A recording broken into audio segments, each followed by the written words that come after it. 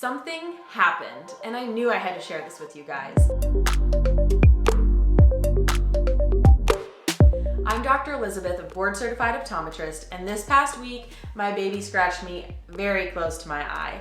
I also know someone recently who got a corneal abrasion from her baby, and I know how common these injuries are simply because it takes two people and a television to cut those little kids' fingernails sometimes. Plus, when I was 6 years old, I scratched myself with my own fingernail just pulling up my sleeves. Now, fortunately for me, my dad is an optometrist, and it's easy to know what to do when you have an optometrist that lives upstairs. But for a lot of people, they, in a situation like this, just don't know what to do.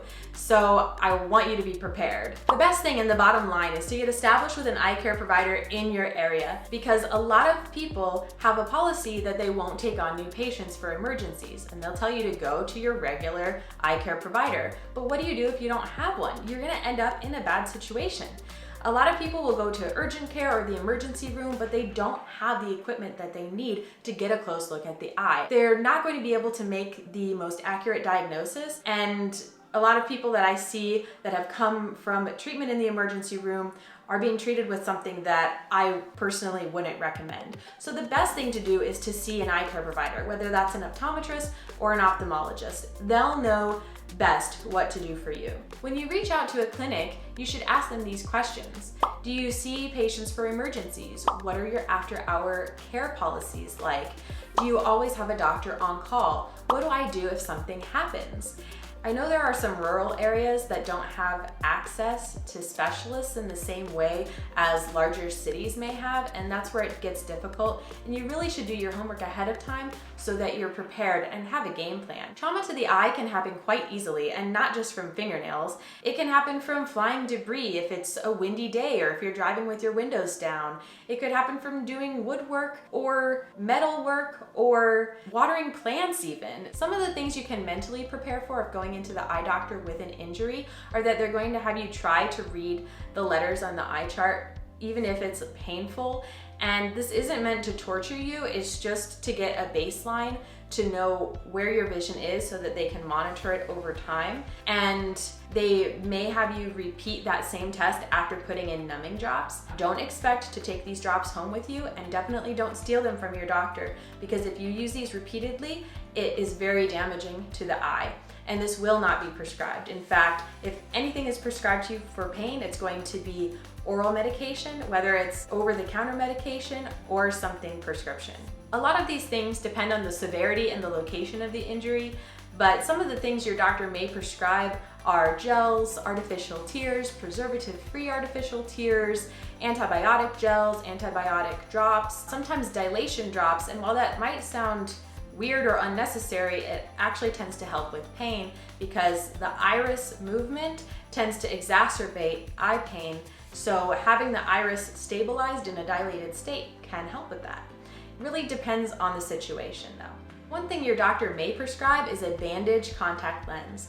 Some people are freaked out by this, especially if they aren't contact lens wearers, but you don't have to do anything with the contact lens, and in fact, you shouldn't. This is something that your doctor will put in for you, and they'll likely see you the next day or the day after and remove the lens themselves. You won't have to learn how to put lenses in or anything like that. It's just meant to be a barrier between the cornea, the clear front part of the eye, and the eyelid so that you can go about your day and blink, though they may recommend that you relax a little bit. Back in the day when I scratched my eye, I had to lay down on the couch all day with my eyes closed with an eye patch on. But now the treatment is a little bit easier on patients, I think, because bandage contact lenses tend to really help and allow you to still do some things. It's probably implied, but yes, this bandage contact lens would be worn overnight. And a lot of people are thrown off by that too, because they always say not to wear contact lenses at night, but they use a specific brand of lens that is approved for wear overnight. Plus, you're under the care of a doctor. Usually you'll be using an antibiotic, and it's being monitored very carefully. So it's very different from somebody who wears contact lenses and willy-nilly sleeps in their lenses and puts themselves at risk for eye infections. It's just a totally different story. Of course, preventative medicine is the best medicine, so always wear proper eye protection when you're doing any projects. And if you're watering plants, please be careful. And if you have those babies, watch those fingernails, keep them short if you can. I know it's difficult, believe me, but accidents happen. So try to have a plan ahead of time and contact your eye care provider if anything happens.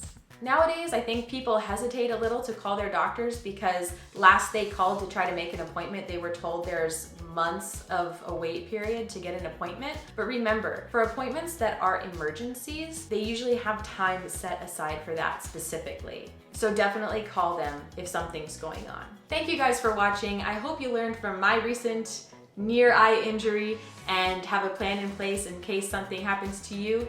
I will see you next time.